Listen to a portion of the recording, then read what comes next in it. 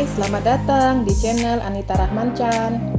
Dukung channelku ya dengan cara subscribe, like, comment, and share sebanyak-banyaknya ya. Satu lagi, bunyikan loncengnya agar kalian dapat update terbaru dari novelku. Terima kasih. Aldo Mencari Cinta episode 4. Mendengar ucapan Aldo, Tia membelalakkan matanya.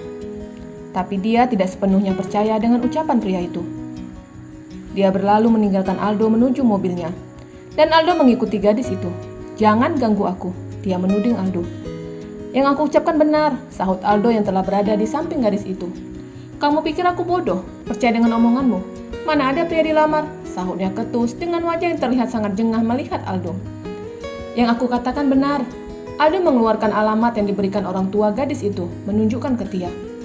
"Aku dapat ini dari mamamu," jelas Aldo sembari menunjuk kertas yang telah berpindah tangan ke Tia. Tia membaca alamat rumahnya, dan dia yakin jika mamanya memang menemui pria di depannya. "Untuk apa mamaku menemuimu?"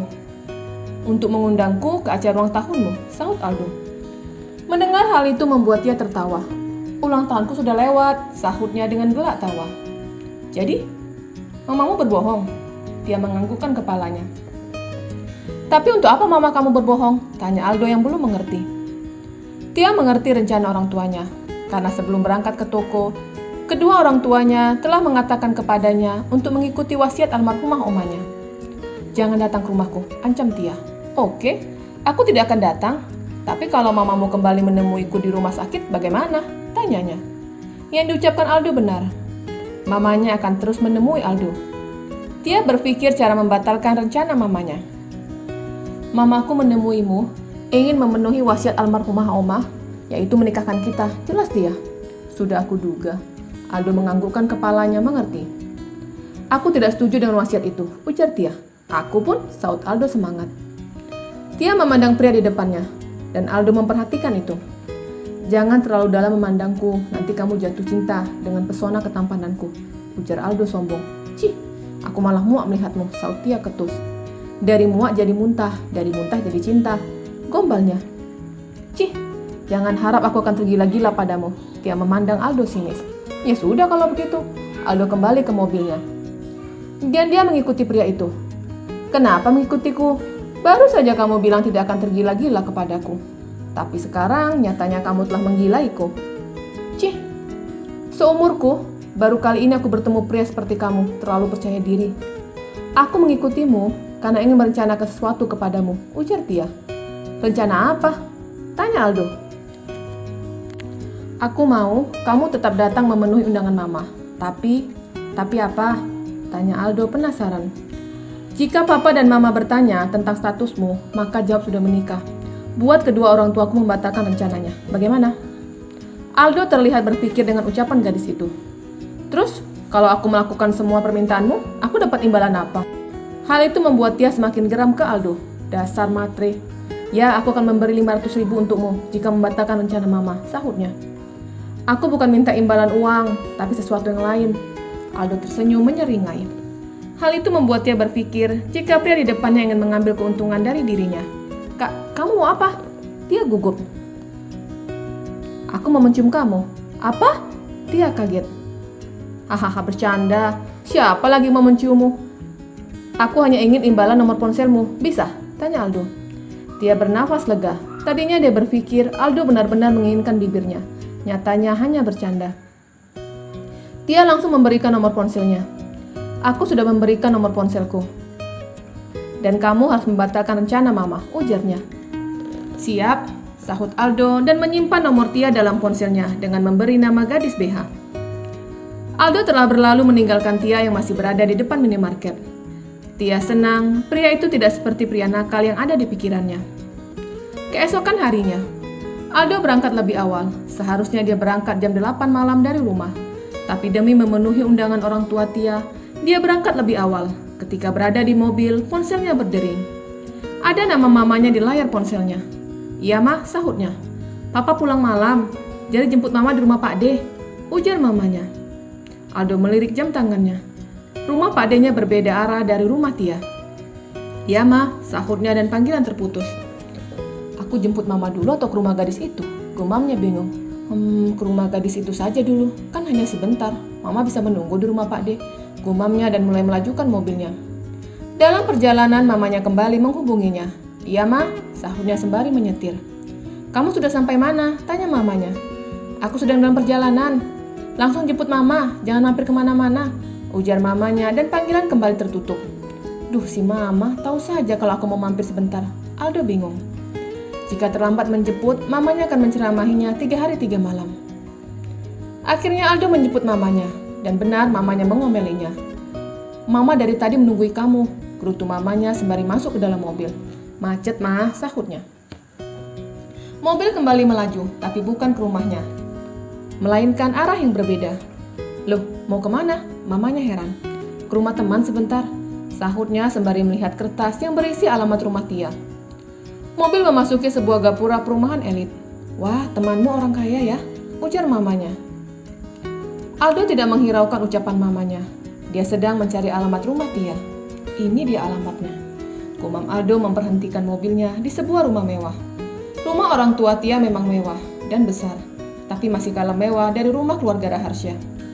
Wow, rumahnya gede, Dok. Apa teman kamu peraut juga? Tanya mamanya yang memperhatikan pagar yang menjulang tinggi. Ma, di sini saja, jangan turun. Aku hanya sebentar, ujarnya sembari membuka seat belt yang dikenakannya. Iya, sahut mamanya. Aldo turun dari mobilnya dan memencet bel yang ada di dekat pagar. Seorang pria yang merupakan penjaga membuka pagar itu. Apa alamat ini benar? Aldo menunjukkan kertas alamat pemberian ibunya Tia. Iya benar, ada perlu apa? Tanya penjaga. Saya dapat undangan makan malam dari pemilik rumah. Penjaga telah diberitahu sebelumnya akan datang seorang pria yang mengatakan tentang undangan makan malam. Dengan cepat pria itu membawa Aldo masuk. Memasuki pekarangan itu.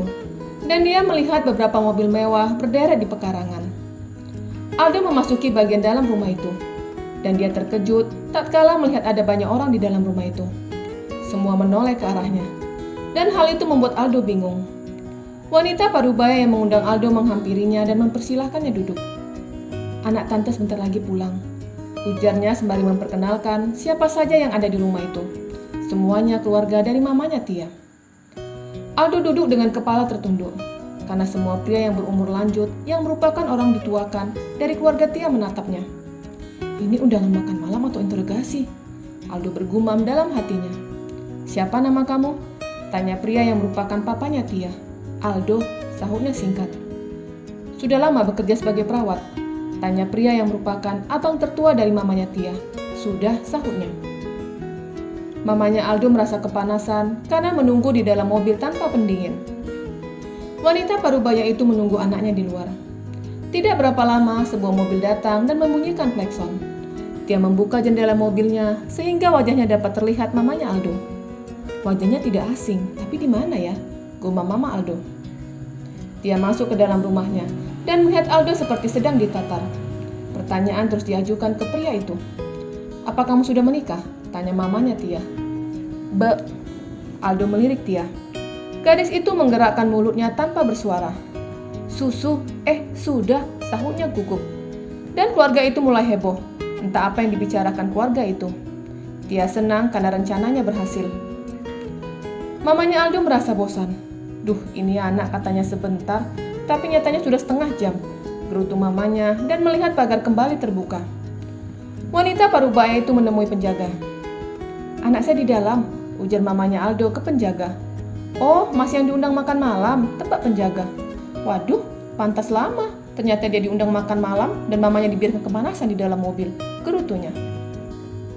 Wanita parubaya itu masuk ke dalam pekarangan. Melihat banyaknya mobil membuatnya berpikir pemilik rumah orang berada. Mamanya Aldo mengetuk pintu utama, tapi tidak ada sahutan. Dan akhirnya mamanya Aldo minta diantar masuk ke dalam rumah itu oleh penjaga. Wanita parubaya itu masuk ke dalam rumah itu. Dan di dalam, wanita parubaya itu melihat anaknya seperti sedang diinterogasi. Loh, ada apa ini? Tanya mamanya Aldo. Dan semuanya menoleh ke arah mama Aldo, termasuk Tia ikut menoleh ke arah wanita parubaya itu. Ibu siapa? Tanya mamanya Tia. Saya mamanya Aldo, sahut wanita parubaya itu sembari melirik anaknya. Aldo segera menghampiri mamanya. Kenapa mama turun? Bisik Aldo. Siapa mereka? Dan kenapa mereka seperti menginterogasi kamu? Sebenarnya apa yang terjadi? Tanya wanita parubaya itu khawatir. Nggak ada, hanya undangan makan malam, sahut Aldo sembari menarik tangan mamanya agar keluar dari rumah itu bersamanya. Tapi wanita parubaya itu melihat wajah Tia, melepaskan genggaman anaknya dan menghampiri Tia. Wajah kamu mengingatkan saya dengan siapa ya? Ujar Mama Aldo sembari menunjuk Tia. Tia langsung menundukkan kepalanya. Tiba-tiba mamanya Aldo teriak, "Astagfirullah!" Teriak mamanya Aldo, yang membuat semua orang bingung. Saya tahu, kalian menginterogasi anak saya karena telah melakukan kesalahan kepada anak gadis kalian. Sebagai orang tua saya meminta maaf. Ujar mamanya Aldo bersedih. Aldo langsung menghampiri mamanya. Keluarga Tia bingung dengan ucapan wanita parubaya yang mengaku mamanya Aldo. Anak saya akan mempertanggungjawabkan perbuatannya, ujar mamanya Aldo. Ibu ngomong apa? Kami tidak mengerti, tanya mamanya Tia. Kenapa ibu tidak mengerti? Tanya mama Aldo bingung. Maksud kami, apa arti dari pertanggungjawaban itu? Tanya papanya Tia. Tia yang di belakang mulai ketar-ketir. Duh, kamu belum mengatakan kepada orang tuanya kalau kamu dan anaknya telah melakukan perbuatan zina, ujar mamanya Aldo dan didengar semua keluarga besar Tia. Bukan mah, Aldo gugup. Mamanya Aldo melirik Tia. Anak gadis bapak dan ibu telah melakukan hubungan suami istri dengan anak saya, ujar mamanya Aldo. Seketika mamanya Tia pingsan. Begitupun anak sematawayangnya juga pingsan. Bersambung.